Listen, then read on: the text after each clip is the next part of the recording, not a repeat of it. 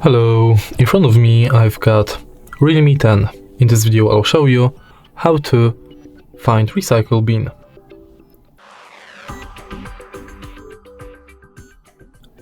In the beginning, unfortunately, in the My Files app there is no recycle bin, so we have to go to Play Store and search for Files app. Install it, then update it,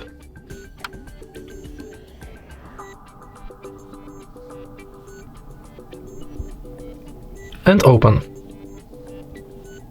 Once you've entered the app, you can go to menu and you can find trash button. Enter it, and here you'll be able to find every file you've deleted. You can restore those files within 30 days after you've deleted them. And that's it.